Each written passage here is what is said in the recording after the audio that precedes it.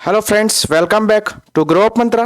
Grow Up Mantra में आपका हार्दिक स्वागत है। मैं आपका साथी अंकुर वर्मा एक बार फिर आपसे जुड़ चुका हूं अपनी एक नई क्लास के साथ। जी हां साथियों, जो हमने अपनी सीटेट 2022 के लिए अपनी तैयारी का एक सिलसिला शुरू किया है, एक क्रम शुरू किया है, उसी क्रम में आज हमारी सीडीपी में यानी कि चाइल्ड डेवलपमेंट एंड पेडागोजी में क्लास 11 होगी।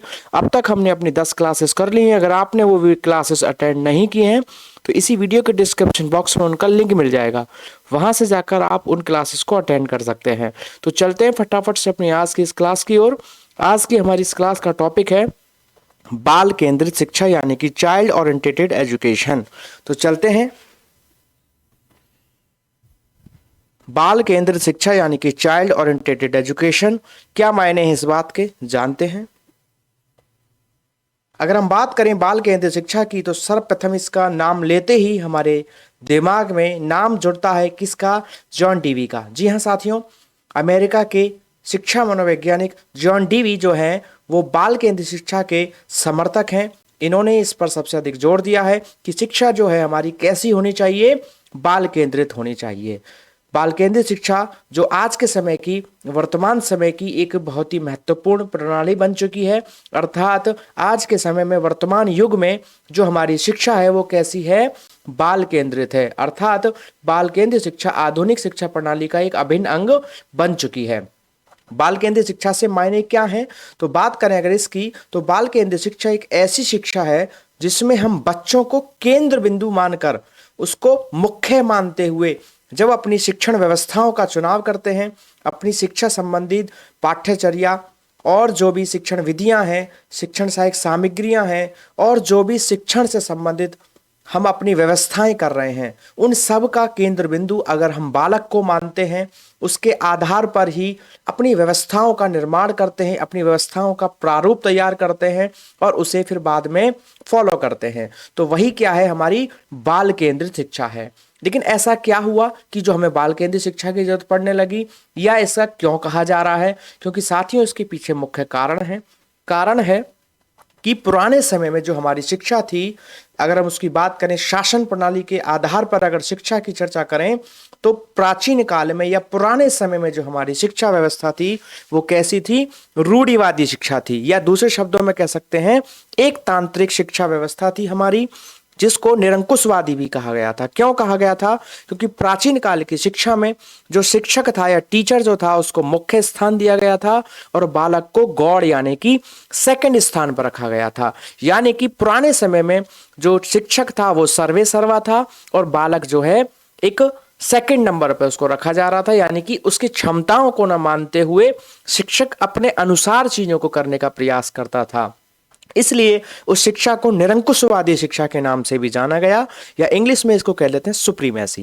लेकिन साथियों, वर्तमान में हमारी जो शिक्षा प्रणाली है वो कैसी है? प्रजातांत्रिक है, या कह सकते हैं लोकतांत्रिक है। इंग्लिश में कह सकते हैं डेमोक्रेटिक। अर्थात आज सभी के जो अधिकार हैं समान हैं, सबको अपने अपने तरक्की करने के लिए, विकास करने के लिए समान रूप से अवसर उपलब्ध होने चाहिए। इस आधार पर अब वर्तमान समय में शिक्षा व्यवस्था में बालक को मुख्य स्थान दिया गया है और शिक्षक को गौड़ स्थान दिया गया है, या कह सकते हैं एक सहायक या मेंटर या परामर्शदाता या निर्देशन देने के लिए उसको अब शामिल किया गया है। तो इसीलिए हम चर्चा करते हैं बाल केंद्रित शिक्षा की। अर्थात हमारी शिक्षा व्यवस्था ऐसी होनी चाहिए जिसमें उस व्यवस्था का केंद्र बिंदु, जो भी चीजें तैयार की जा रही हैं वो किसको आधार मानकर किया जाए? बालक को, ना कि शिक्षक या जो भी हमारा पाठ्यचर्या है आदि, इन सबको ध्यान में रखा जाए। तो ध्यान में रखने के योग्य बात इसमें कौन सी मानी जाती है कि महत्वपूर्ण जो स्थान है इसमें बालक को है। तो बालक के आधार पर अब सारी चीजें बनाई जाएं, इसी को ही कहा गया है बाल केंद्रित शिक्षा। तो अब क्यों बनाया गया इसको, तो एक बार और डिटेल में जान लेते हैं। जो हमारी पुरानी शिक्षा व्यवस्था थी यानी कि रूढ़िवादी या एक तांत्रिक शिक्षा, जिसको निरंकुशवादी भी कहा गया, उसमें शिक्षक को प्रथम स्थान था और बालक को गौड़। उस परिस्थिति में बालक अपने आप को कहीं ना कहीं सहज नहीं रख पाता था, या अपने आप को एक उस प्रकार से विकास नहीं कर पाता था जिससे कि बालक अपनी क्षमताओं को उभार सके, अपनी क्षमताओं को प्रयोग कर सके। तो कहीं ना कहीं उस व्यवस्था में शिक्षक एक प्रशासक के रूप में काम करने लगता था, इसलिए इसको निरंकुशवादी कहा था। और बालक के अंदर इन सब चीज़ों के माध्यम से एक डर या भय का भाव पैदा होता था और वह अपना समुचित विकास या जो अधिगम कर सकता था वह नहीं कर पाता था। तो इसी बात को ध्यान में रखते हुए वर्तमान शिक्षा में क्या कर दिया गया, बालक को केंद्र बिंदु माना। अब क्या है, हमारी वर्तमान शिक्षा प्रणाली में बालक को प्रथम स्थान है और शिक्षक को गौड़ यानी कि सेकंड है। अब देखिए, बच्चा भी कंफर्ट है, टीचर भी कंफर्ट है। आप पिछले उसमें देख पा रहे थे कि बच्चा और शिक्षक दोनों ही परेशान से दिख रहे हैं इस व्यवस्था में, लेकिन अब वर्तमान में क्या है, दोनों ही बहुत पोलाइट एंड सॉफ्ट नेचर में देखने को मिल रहे हैं। क्योंकि इसमें क्या है, जब बच्चे को आधार मान लिया जाता है तो चीजें सरल रूप से चल पाती हैं। बच्चा अपनी समस्याओं को बता पाएगा और उसकी क्षमताओं को प्रयोग करते हुए उन्हीं चीजों को प्रयोग किया जाएगा जिससे वो जल्दी सीख सकें। शिक्षक को अब कठिनाई नहीं होगी क्योंकि अब बच्चे के बारे में उसको पता चल चुका है कि बच्चे की क्या डिमांड्स हैं, क्या क्षमताएं हैं, कैसे वो सीखता है। अगर इस पे ध्यान दिया जाएगा तो शिक्षक को भी अब कम प्रयास करने होंगे किसी चीज को करने के लिए। तो इसलिए याद रखेंगे कि वर्तमान शिक्षा में हमारे बालक को प्रथम स्थान है और गौड़ यानी कि सेकंड स्थान हमारे शिक्षक को दिया गया है।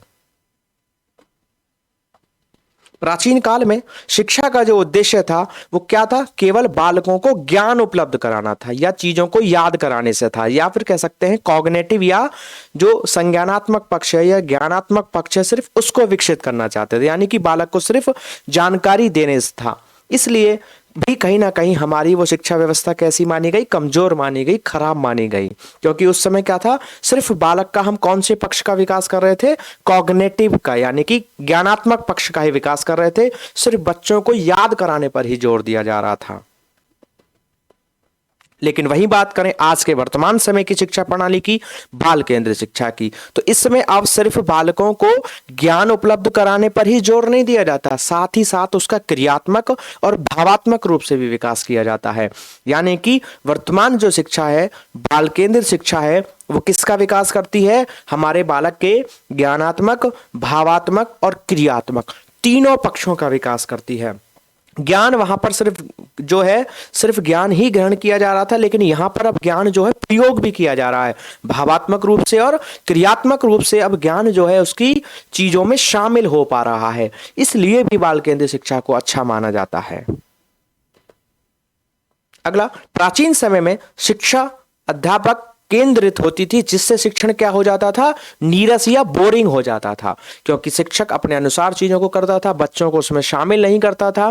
तो शिक्षक जब बच्चों को शामिल नहीं करेगा तो एक समय बाद बच्चों को उन बातों को सुनने में ज्यादा इंटरेस्ट नहीं आएगा, या जो उनकी क्षमताएं हैं जब उनके अनुसार चीजें चलेंगी ही नहीं तो बच्चे के समझ में नहीं आएगा, और जब चीजें समझ में ही नहीं आएंगी तो फिर इंटरेस्ट या रुचि का भाव कहीं ना कहीं कम होता चलेगा, जिसके कारण हमारी नीरसता या बोरिंग का जो भाव है वो पैदा होने लगता है। तो प्राचीन समय में जब व्यवस्था शिक्षक आधारित हुई या होती थी तो उसके कारण क्या होता था, बच्चों में नीरसता आती थी, बोरिंग भाव जो है पैदा होता था, जिसके कारण वे उन चीजों में रुचि नहीं ले पाते थे।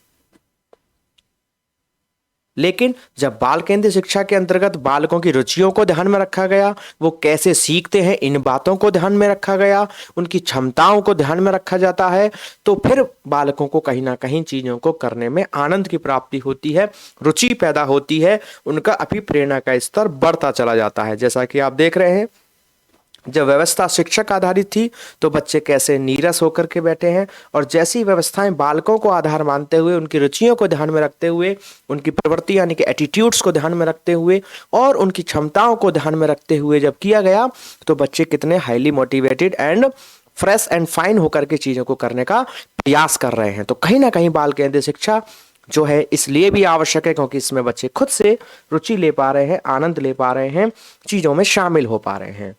तो एक बार जानते हैं फटाफट से इनकी जो व्यवस्था है हमारी बाल केंद्रित शिक्षा, इसका क्या महत्व है। तो हालांकि हम चर्चा कर चुके हैं, लेकिन अब टू द पॉइंट बिल्कुल एग्जाम के हिसाब से जो क्वेश्चंस बनते हैं उसके हिसाब से थोड़ी सी चर्चा करेंगे कि बाल केंद्रित शिक्षा का क्या महत्व है। इंपोर्टेंस ऑफ चाइल्ड सेंटर्ड या चाइल्ड ओरिएंटेड एजुकेशन,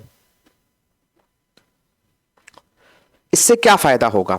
जब बच्चे बाल केंद्रित शिक्षा के अनुसार पढ़ते हैं तो उनके लिए विषय वस्तु कैसी हो जाती है, सरल। क्योंकि हमने जब बाल केंद्रित शिक्षा बनाई तो जो भी चीजें हम करेंगे वो ऐसे करेंगे जो बालकों का लेवल है या उनका जो स्तर है, जब उनके अनुसार हम उन चीजों को करेंगे तो बच्चों के लिए वो क्या हो जाएंगी, सरल। क्योंकि जो हमारा लेवल है, अगर उस चीज से हम चीजों को करते हैं तो हमें चीज़ों को करने में ज़्यादा कठिनाई नहीं होती है, कठिनाई नहीं होगी तो सरल होंगे और हमारा सीखने का स्तर जो है तेजी से बढ़ना शुरू हो जाएगा। तो पहली विशेषता कि बाल केंद्रित शिक्षा के कारण विषय वस्तु कैसी हो जाती है, बच्चों के लिए सरल हो जाती है, ईजी हो जाती है, चुटकियों में बच्चा चीज़ों को समझना शुरू कर देता है। वहीं बाल केंद्रित शिक्षा से विषय वस्तु और कैसी हो जाती है, रुचिपूर्ण हो जाती है, उसको उसमें इंटरेस्ट आता है, क्योंकि उसमें उन्हीं बिंदुओं को समावेशन किया जाता है जो उनकी क्षमताएं होती हैं या जिन चीज़ों के बारे में वो जानते हैं या जिन चीज़ों को वो आसानी से जान या पहचान सकते हैं। तो इससे क्या होता है, बच्चे को उसमें इंटरेस्ट आता है, उसमें रुचि पैदा होती है। और क्या होता है, बाल केंद्रित शिक्षा में बालक की आवश्यकता, रुचि एवं क्षमता को ध्यान में रखा जाता है। बिल्कुल, ये बात बिल्कुल नहीं भूलनी है कि बाल केंद्रित शिक्षा का मतलब ही यह है कि बालकों की आवश्यकताओं को ध्यान में रखा जाए कि उनकी आवश्यकताएं क्या हैं, उनकी किन चीज़ों में रुचि है, उनकी क्षमताएं कितनी हैं। जब उसके आधार पर हम अपनी शिक्षण व्यवस्था को करते हैं, चीज़ों को लागू करते हैं, तो उससे बालक का क्या होता है, उसमें बहुत ज़्यादा रुचि पैदा होती है और आसानी से चीज़ों को वो समझना शुरू कर देता है। बाल केंद्रित शिक्षा में शिक्षक बच्चों को प्रधान मानते हैं। बिल्कुल, बच्चों को फर्स्ट वैल्यू दी गई है, बिल्कुल मेन माना गया है, मेन वैल्यू दी गई है, जिससे क्या होता है, शिक्षा का महत्व बढ़ जाता है। क्योंकि शिक्षा का काम करने का ही पीछे उद्देश्य है कि बालक का विकास किया जा सके, सर्वांगीण विकास किया जा सके। तो जो एक्चुअल में एजुकेशन का एम है, ऑब्जेक्टिव है, वो बच्चों के विकास से ही है। और जब बच्चों को ही हमने प्रधान मान लिया और उसके आधार पर चीजें की जा रही हैं, तो निश्चित तौर पर जो हमारे ऑब्जेक्टिव हैं या एम्स हैं या गोल्स हैं, उनको प्राप्ति की पूरी संभावना होती है। तो कहीं ना कहीं इस आधार पर बाल केंद्रित शिक्षा जो है क्या कर पाती है, इसके आधार पर शिक्षा का महत्व बढ़ जाता है। बाल केंद्रित शिक्षा में बच्चों को व्यवहारिक और सामाजिक शिक्षा दी जाती है। बिल्कुल, कि व्यवहार यानी कि करके सीखने पर चीज़ों को वो कर पाते हैं, देख पाते हैं, अपने आसपास की चीज़ों से रिलेट कर पाते हैं, जोड़ पाते हैं और अपने आसपास के लोगों से भी क्या कर पाते हैं, इंटरेक्शन कर पाते हैं, उनसे शामिल कर पाते हैं अपनी चीज़ों को। तो कहीं ना कहीं इस आधार पर भी बच्चे के विकास में या अधिगम जो है वो कहीं ना कहीं प्रभावित होता है या चीज़ें ज़्यादा होनी शुरू हो जाती हैं। इससे पाठ्यचर्या में भी बहुत फ़ायदा मिलता है कि अब जो है नियमों पर ज़्यादा जोर नहीं देते हैं, या बच्चा कहीं ना कहीं प्रारंभ में नियमों को इतनी अच्छी समझ नहीं होती है, तो अब क्या है, उसमें व्यवहारिक चीज़ें जोड़ी जाती हैं, अर्थात करके सीखना या ऐसे उदाहरण, ऐसी पिक्चर समावेशन किया जाता है उनका कि जिसके कारण बालक उनको आसानी से कोरिलेट कर पाता है चीज़ों से और उसके कारण उनको समझने का जो उसका व्यू है वो अच्छा विकसित हो पाता है और वह उनको आसानी से चीज़ों को करता चला जाता है। यह शिक्षा बाल केंद्रित होने से बच्चों के आत्म अभिव्यक्ति या सेल्फ जो रिप्रेजेंटेशन है उसके भी अवसर बढ़ जाते हैं। क्या मतलब इस बात से, देखो, जब बच्चे की क्षमताओं को ध्यान में रखोगे, उसको वैल्यू दोगे, तो बच्चा अपनी बातों को अब कहने के लिए क्या हो जाएगा, थोड़ा सा सक्षम हो जाएगा या अपनी बात को कहने में डर या झिझक नहीं रखेगा। जिस कारण से जिन पक्षों को हम सोचते रहते हैं पता नहीं क्यों रिजल्ट्स नहीं आ रहे हैं, क्यों कुछ अच्छा नहीं हो पा रहा है, तो उनको अब हमें सोचना ही नहीं है। अब बच्चा हमें खुद से उन चीज़ों को बताने का प्रयास करता है या जो भी उसकी क्षमताएं हैं वो आसानी से स्पष्ट होनी शुरू हो जाती हैं और हमें आसानी से पता चल जाता है कि हमें किस पक्ष पर काम करना है और किन चीज़ों पर कम ध्यान देना है। तो कहीं ना कहीं इसके आधार पर बालकों में सेल्फ रिप्रेजेंटेशन की क्षमता बढ़ती है, जिससे कहीं ना कहीं शिक्षक के लिए जो और भी आसानी आ जाती है। तो बिल्कुल बाल केंद्रित शिक्षा के कारण बच्चों में आत्म अभिव्यक्ति के अवसर बढ़ जाते हैं या इसकी क्षमता अधिक विकसित हो जाती है। यह पाठ्यचर्या बालक की आवश्यकताओं के साथ साथ जीवन से भी संबंधित होती है। अगर हम अपनी व्यवस्था बाल केंद्रित बनाते हैं तो जो भी चीजें हमारी शिक्षण प्रक्रियाओं में शामिल की जाती हैं वो कहीं ना कहीं इस प्रकार की शामिल हो जाती हैं जो अब उसको क्या करती हैं, यूजफुल होने लगती हैं, अर्थात वो जीवन में विभिन्न प्रकार के कार्यों में, दिन प्रतिदिन के कार्यों में काम आती हैं। अब तक वो शायद यूजलेस थी, अब वो कैसी होने लगेंगी, यूजफुल होने लगेंगी। अर्थात बच्चों को अब उन चीज़ों को करने से अपने आसपास की दिन प्रतिदिन की क्रियाओं में भी क्या मिलता है, लाभ मिलता है, जिसके कारण बच्चा और भी ज़्यादा उन चीज़ों में इंटरेस्ट लेता है या उसका जो अधिगम का स्तर है वो बढ़ता चला जाता है। इस पाठ्यचर्या में समस्त ज्ञान का समन्वय संभव होता है, जिसमें शिक्षा जो है शिक्षार्थवादी एवं उपयोगी बन जाती है। अर्थात अगर हम बाल केंद्रित शिक्षा व्यवस्था को अपनाते हैं, शिक्षण व्यवस्था हमारी बाल केंद्रित होती है, तो क्या होता है, जो हमारी शिक्षा है उसका एक्चुअल में जो मोटिव है उसकी प्राप्ति होती है, या कह सकते हैं कि वो अब हमारे जीवन के लिए उपयोगी बन जाती है। तो बाल केंद्रित शिक्षा से मतलब कि जो बालकों के जीवन से उसको जोड़ सके और जीवन के सभी पक्षों के संदर्भ में वो काम आ सके, ऐसी बन जाती है। और यही हमारा फाइनल ऑब्जेक्टिव है, यही हमारा फाइनल एम है शिक्षा के संदर्भ में। तो बिल्कुल ये हमारी आवश्यकताओं को पूर्ति कर रही है, हमारे लिए उपयोगी साबित हो रही है हमारी बाल केंद्रित शिक्षा। बाल केंद्रित शिक्षा अपने आप में कहीं ना कहीं लचीली होती है, क्योंकि जब हम बालकों की क्षमताओं को ध्यान में रखेंगे तो हमें फिर अपनी चीजों में उन चीजों को शामिल करना पड़ता है जो कैसी हैं, बच्चों के लिए इजी टू कैरी हैं, अर्थात जिनको वो आसानी से लेकर आगे बढ़ सकें। और जिन चीजों को वो आसानी से लेकर चल सकते हैं, तो कहीं ना कहीं हमें अपनी व्यवस्था में थोड़ा सा ढिलाई करनी पड़ेगी या उन चीजों का समावेशन करना पड़ेगा जो बच्चों के अनुसार हो। तो हम कहीं ना कहीं अपनी व्यवस्था में परिवर्तन कर पा रहे हैं, अपनी चीजों को आसानी से बदल पा रहे हैं। तो इसलिए इसको हम कहीं ना कहीं लचीली व्यवस्था भी कह सकते हैं। इसके कारण जो हमारी पाठ्यचर्या बनेगी वो कैसी होगी, लचीली होगी, अर्थात बदली हुई परिस्थितियों के अनुसार इसमें परिवर्तन किया जा सकता है और ये आसान या सरल रूप से तैयार किए जा सकते हैं और इनमें परिवर्तन करना कोई बहुत कठिन काम नहीं है। जब हमारी शिक्षा व्यवस्था बाल केंद्रित बनाई जाएगी तो उसको हम लचीली रखते हैं, अर्थात अकॉर्डिंग टू कंडीशंस उसमें चीजों को शामिल किया जा सकता है, जोड़ा या हटाया जा सकता है। तो ये बात रही हमारी बाल केंद्रित शिक्षा के महत्व की। बालकों के संदर्भ में शिक्षक को उनके व्यवहार के मूल आधार, आवश्यकताएं, मानसिक लेवल, योग्यता, रुचि, व्यक्तित्व आदि का विस्तृत ज्ञान होना चाहिए। बिल्कुल अगर हमारी शिक्षा व्यवस्था बाल केंद्रित है तो शिक्षक को इस बात का बिल्कुल अच्छे से ज्ञान होना चाहिए कि बालक व्यवहार कैसे करता है, कौन सी क्षमताओं के साथ वो पैदा होता है, कौन कौन सी उसकी आवश्यकताएं होती हैं, उसका किस स्तर पर या कह लीजिए किस आयु पर किस स्तर का मानसिक जो है क्षमताएं विकसित हो जाती हैं, क्या उसकी योग्यताएं हैं, किन चीजों में उसकी रुचि है और वह किस प्रकार के व्यक्तित्व को अपने अंदर लेकर बैठा है। तो जब इन चीजों का अगर शिक्षक को अच्छे से ज्ञान होता है तो निश्चित तौर पर बालक की जो भी क्षमताएं हैं उनको हम बहुत तेजी से उभार सकते हैं या उनमें अधिगम या विकास संबंधी क्षमताओं को और भी तेज कर सकते हैं। ऐसी एबिलिटीज को डेवलप करने में हमें आसानी होगी।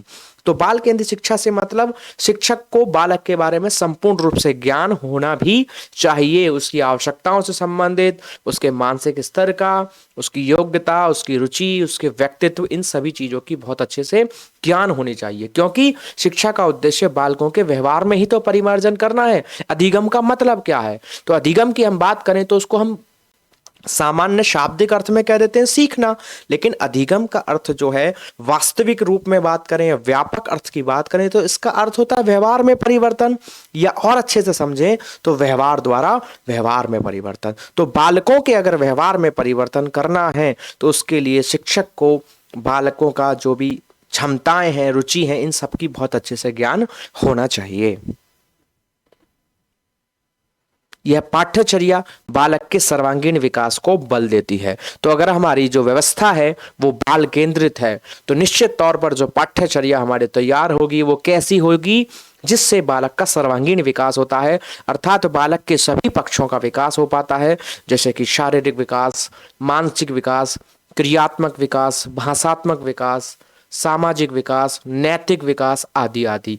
तो जो हमारी बाल केंद्रित शिक्षा है वो कहीं ना कहीं बालक के सर्वांगीण विकास या ओवरऑल डेवलपमेंट को प्रोत्साहित करती है या उसको प्राप्त करने में मदद करती है।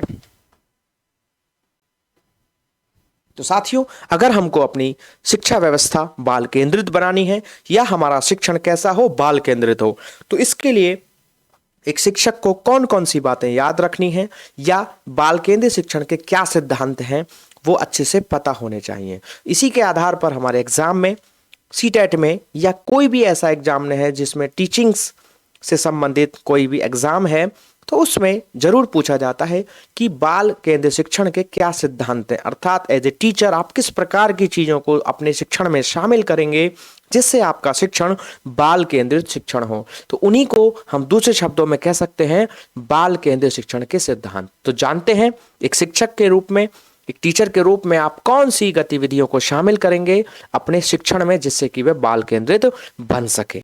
तो जानते हैं पहला सिद्धांत। पहला है क्रियाशीलता का सिद्धांत, प्रिंसिपल ऑफ एक्टिवनेस। बिल्कुल साथियों, अगर आप एक शिक्षक हैं तो आपको इस बात को बहुत अच्छे से याद रखना होगा, आपके इस दिमाग में इस बात को शामिल करके हमेशा रखेंगे कि कैसा होना चाहिए कि बच्चे को हर समय क्रियाशील रखना चाहिए, यानी कि कभी भी एक ही तरीके से उसको नहीं पढ़ाना है, अलग अलग टाइप की एक्टिविटीज में या कुछ भी चीजें कराते रहना चाहिए जिससे बच्चा हमेशा एक्टिव रह सके, क्रियाशील रह सके, उसको कहीं भी नीरसता का भाव पैदा ना हो। एक एक्टिविटी के बाद फिर दूसरी एक्टिविटी करानी चाहिए और सिर्फ व्याख्यानों को फोकस ना करते हुए विभिन्न उसमें क्रियाकलापों को भी जोड़ना है जिससे बच्चा उसमें क्रियाशील रह सके और खुद से भी उनमें शामिल हो सके। सिर्फ वो सुने नहीं बल्कि वो उन क्रियाओं को खुद से करने का प्रयास करे। तो उसी को ही क्रियाशीलता का सिद्धांत या प्रिंसिपल ऑफ एक्टिवनेस कहा गया है। इस सिद्धांत के अनुसार शिक्षक बच्चों को हर समय क्रियाशील रखते हैं। अध्यापक बच्चों की रचनात्मक या कंस्ट्रक्टिव जो अप्रोच है, एटीट्यूड है, उसको बनाने का काम करते हैं जिसके कारण बच्चा हर समय क्या रहता है, क्रियाशील रहता है। अर्थात कुछ ऐसे टास्क आदि चीजें प्रोवाइड की जाती हैं बालकों के लिए जिसके कारण वह उनको खुद से स्वयं से करने का प्रयास करते हैं, जिसके कारण वह उनको कहीं ना कहीं ज्यादा सीख पाते हैं और बच्चे क्रियाशील रहते हैं। क्योंकि जब बच्चे खुद से किसी चीजों को करते हैं और उनके कारण उनको कुछ परिणाम प्राप्त होते हैं तो वो बिल्कुल निश्चित तौर पर अभिप्रेरित होते हैं और कहीं ना कहीं उनका पुनर्बलन होता है और पुनर्बलन के कारण भी हमारा कहीं ना कहीं सीखना अधिक होता है। दूसरा सिद्धांत है निश्चित उद्देश्यों का सिद्धांत, प्रिंसिपल ऑफ फिक्स गोल। बिल्कुल साथियों, आपका जीवन में कोई भी काम हो, शिक्षण ही नहीं कोई भी काम हो, जब तक आपके निश्चित उद्देश्य नहीं हो, आपने अपने किसी भी काम को करने के लिए अपने उद्देश्य बिल्कुल निश्चित नहीं किए हो तो आपको सफलता मिलने की कोई विशेष गारंटी नहीं है या निश्चित नहीं है कि आपको सफलता मिलेगी। क्योंकि एक निश्चित व्यवस्थित कार्यक्रम जब हम किसी चीज का बनाते हैं, उद्देश्यों को ध्यान में रखते हैं, तभी हमारे उस चीज में सक्सेस पाने की, सफलता पाने की जो है एक जो उम्मीद है वो जग पाती है। तो उस उम्मीद को हम जब भी बना सकते हैं जब हमें अपने निश्चित उद्देश्यों का ज्ञान हो। अर्थात जब शिक्षण कराया जाए तो शिक्षक को इस बात का निश्चित तौर पर ज्ञान होना चाहिए कि जो हमारी शिक्षण व्यवस्था है वो पूर्ण रूप से उद्देश्यपूर्ण हो। अर्थात ऐसी एक्टिविटीज को अपने शिक्षण में शामिल किया जाए जिससे बच्चों के उद्देश्यों की पूर्ति हो रही हो।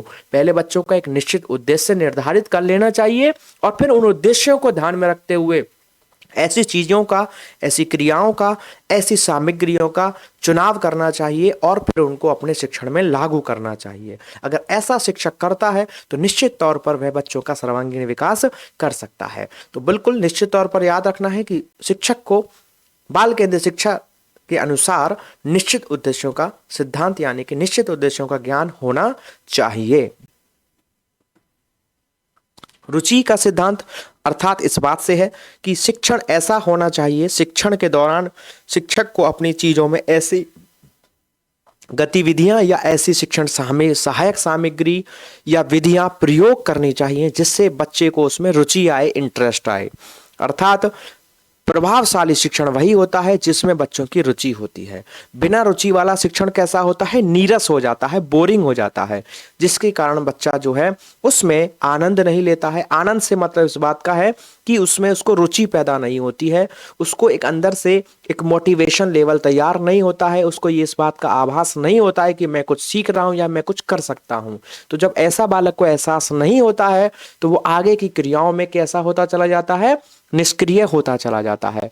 तो इसलिए एक शिक्षक को इस बात का बिल्कुल अच्छे से ध्यान रखना चाहिए कि इस सिद्धांत के अनुसार कि बालकों को शिक्षण के दौरान उन चीजों को समझने में रुचि का भाव पैदा हो, इंटरेस्ट पैदा हो। अगर ऐसा शिक्षक कर पाता है तो प्रभावशाली शिक्षण वो कहलाता है। तो प्रभावशाली शिक्षण के लिए आवश्यक है कि शिक्षण के दौरान शिक्षक क्या करे, विभिन्न प्रकार के तरीकों को ढूंढ ढूंढ कर अपने शिक्षण के दौरान, अपनी क्लास में शिक्षण के दौरान शामिल करें, जिससे बच्चों को वो चीज़ें समझ में आए, उनकी रुचि पैदा हो और जिसके कारण बच्चे को क्या है, नीरसता का भाव नहीं आएगा और बच्चा उन चीज़ों को आगे करने का प्रयास करेगा। तो कहीं ना कहीं एक अच्छे शिक्षण के लिए बाल केंद्रित शिक्षण अगर कहें तो बालकों की उसमें रुचि पैदा होनी चाहिए। एक ऐसा शिक्षण ही क्या है, बाल केंद्रित शिक्षण है।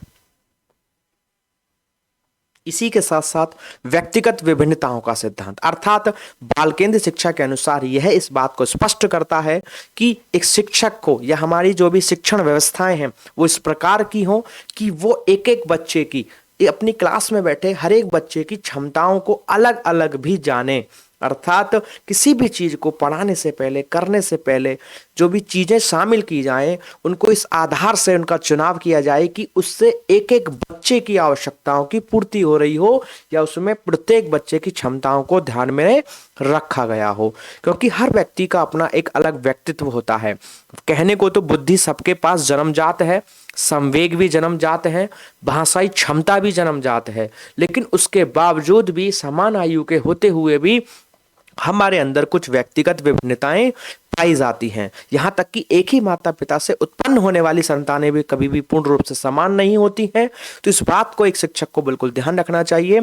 अगर हम इस बात को ध्यान रखते हैं तो वो हमारी व्यवस्था कैसी कहलाएगी, बाल केंद्रित शिक्षा। अर्थात हमारी बाल केंद्रित शिक्षा इस बात को कहती है कि इस बात को सुनिश्चित करती है कि बालकों की व्यक्तिगत विभिन्नताओं को ध्यान में रखा जाए और एक एक बालक की जो भी क्षमताएं हैं उनको अलग अलग जानकर अच्छे से उन चीज़ों पर ध्यान आकर्षण करते हुए अपनी शिक्षण व्यवस्थाएं या विधियों को या जो भी चीज़ें हैं उनको लागू किया जाना चाहिए। इसी को व्यक्तिगत विभिन्नताओं का सिद्धांत या प्रिंसिपल ऑफ इंडिविजुअल डिफरेंसेस कहा गया है। अगर हम एक ही तरीके से पढ़ाएंगे तो हो सकता है कि सभी की क्षमताएं समान ना हो और हो सकता है नहीं, निश्चित तौर पर कभी भी सभी बच्चों की क्षमताएं समान नहीं हो सकती। तो ऐसी परिस्थितियों में कुछ बालकों का विकास होगा, अधिगम होगा, लेकिन कुछ बच्चे या कई बार काफ़ी बच्चे पिछड़ सकते हैं। इसलिए एक बाल केंद्रित शिक्षा को अगर आप ध्यान में रखना चाहते हैं तो निश्चित तौर पर इस बात को सुनिश्चित करना होगा कि हमें प्रत्येक बच्चे की जो क्षमताएं हैं उनको ध्यान में रखते हुए शिक्षण करें। तो उसी को कहा गया है व्यक्तिगत विभिन्नताओं का सिद्धांत।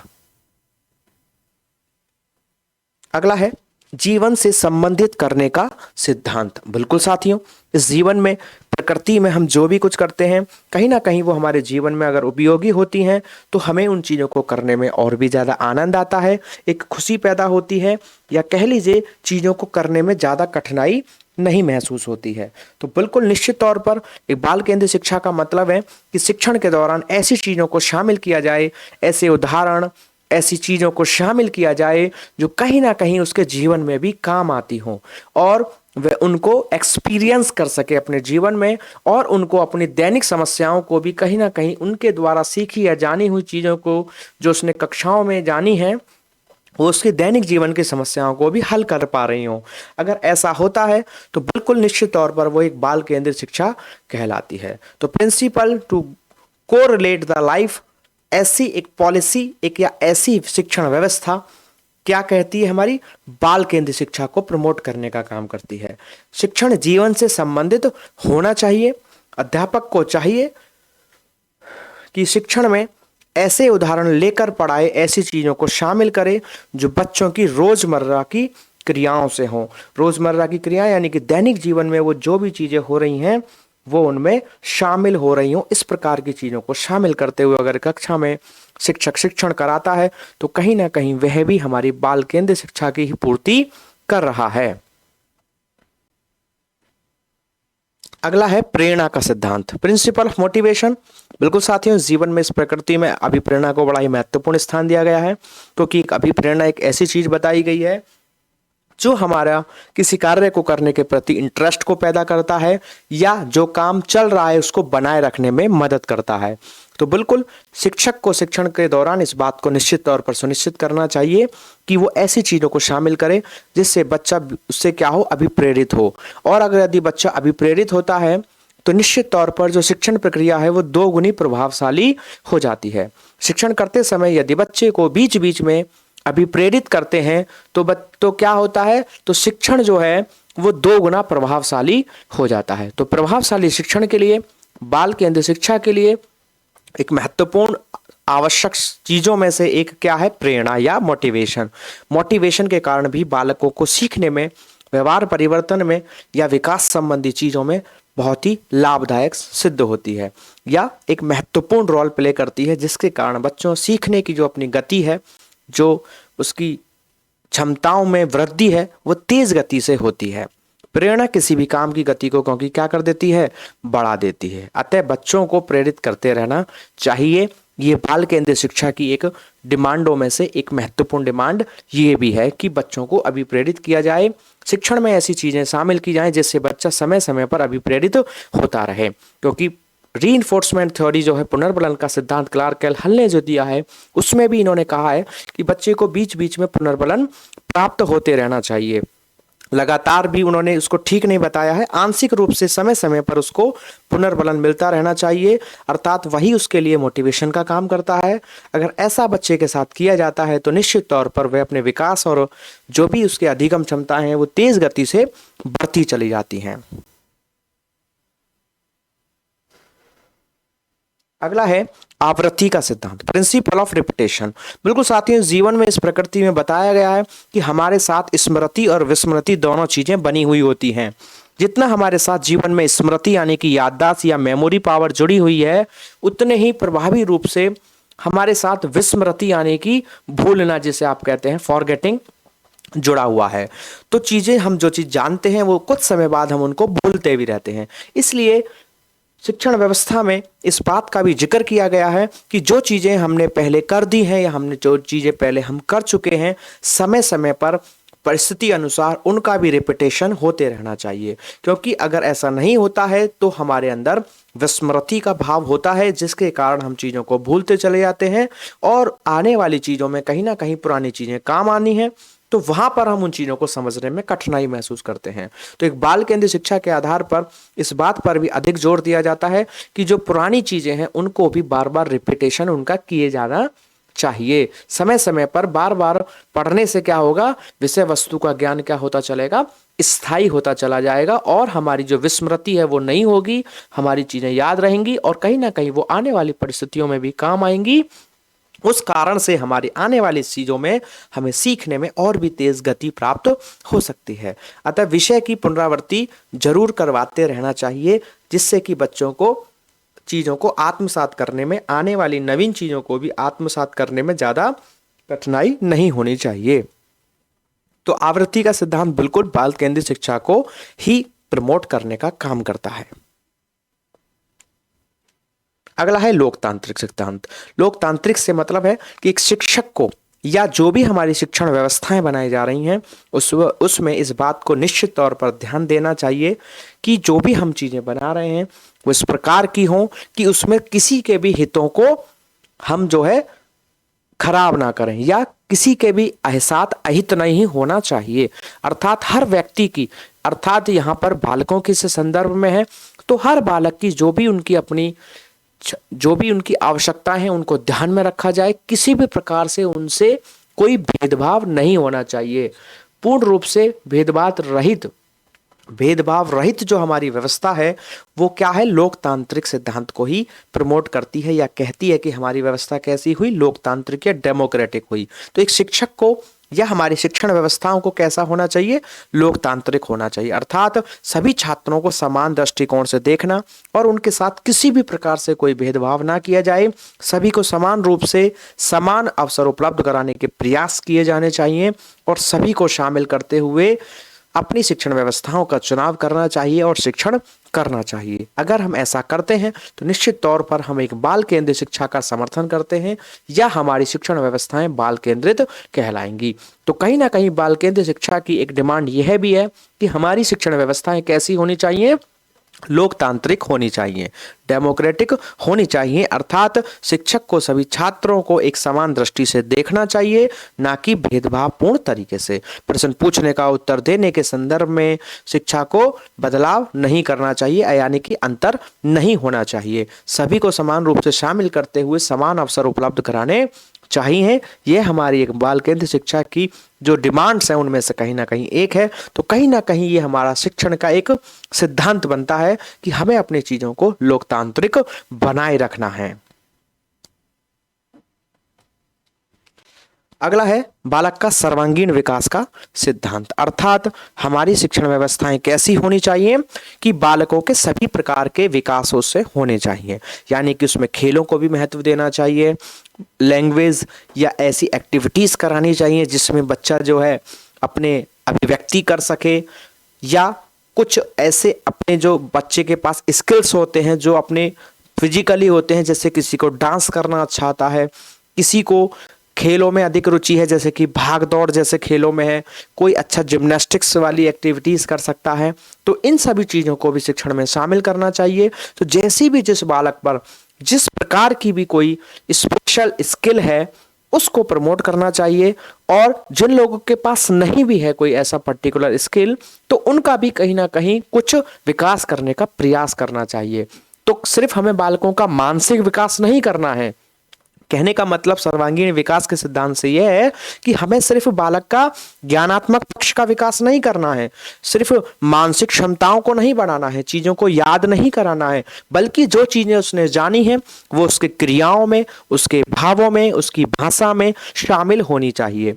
उसके आधार पर वो शारीरिक रूप से भी प्रबल बन सके, मानसिक जो क्षमताएं हैं वो भी उसकी अच्छी विकसित हों, और उसका चरित्र भी अच्छा बन सके, उसका संस्कृति का विकास हो, उसकी सामाजिकता का भाव हो, और उसके नेतृत्व करने की क्षमता भी पैदा हो सके, और वो एक अपनी बात को स्पष्ट रूप से कहने वाला भी बन सके, आदि आदि। तो कहने का मतलब सर्वांगीण विकास से इन शॉर्ट अगर कहा जाए कि बालक के प्रत्येक प्रकार का विकास होना चाहिए, ऐसी चीजों को हमारे शिक्षण में शामिल करना चाहिए।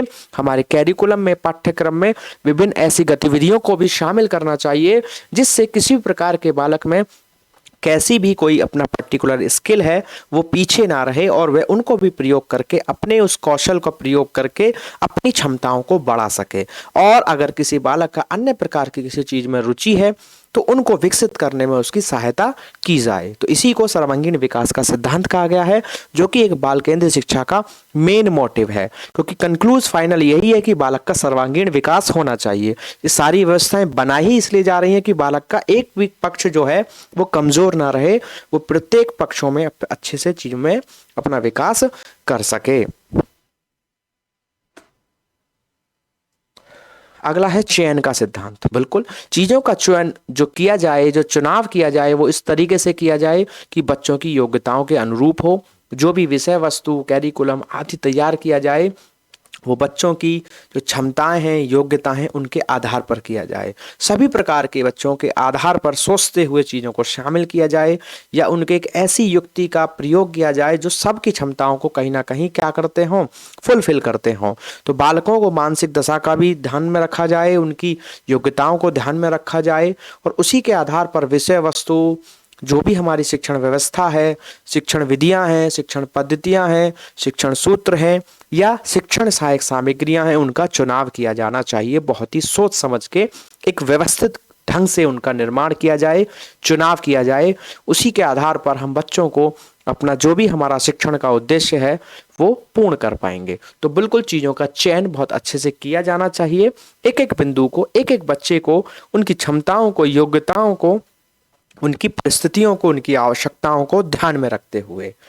तो इसी को ही हम क्या कहते हैं, बाल केंद्रित शिक्षा। तो कंक्लूड फाइनल इस टॉपिक की बात करेंगे कि बाल केंद्रित शिक्षा क्या कहती है। तो बाल केंद्रित शिक्षा के अंतर्गत कहने का मतलब यह है कि हमारी एक ऐसी शिक्षण व्यवस्था जिसमें जो भी हमारा पाठ्यक्रम तैयार किया जाए वो कैसा होना चाहिए, लचीला होना चाहिए, ज्ञान पर केंद्रीय होना चाहिए, बच्चों की रुचि पर आधारित होना चाहिए, राष्ट्रीय भावनाओं को भी विकसित करे, बालकों के मानसिक स्तर को भी सुधारे, बच्चे का क्रियात्मक पक्ष का भी विकास करे, और बच्चे के भावात्मक पक्षों का भी विकास करे।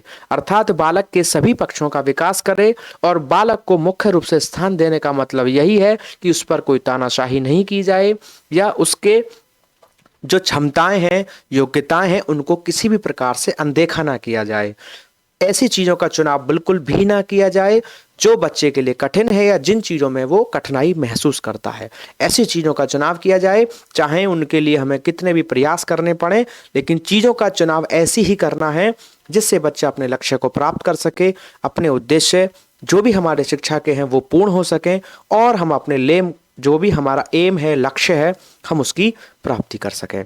तो साथियों, इसी के साथ हमने अपनी आज की इस क्लास में जाना बाल केंद्रित शिक्षा। उम्मीद है कि आपको अच्छे से समझ में आया होगा। तो अगर आपको आज की क्लास अच्छी लगी तो प्लीज़ वीडियो को लाइक करें एंड शेयर करें, और अगर अब तक आपने चैनल को सब्सक्राइब नहीं किया है तो प्लीज़ चैनल को सब्सक्राइब करें। मिलते हैं आपसे अपनी अगली क्लास में। जब तक के लिए आप इसी प्रकार बने रहें, पढ़ते रहें। मिलते हैं अपने नए टॉपिक के साथ जल्द ही। Thanks for watching. Don't forget to like and share the video. Please subscribe the channel.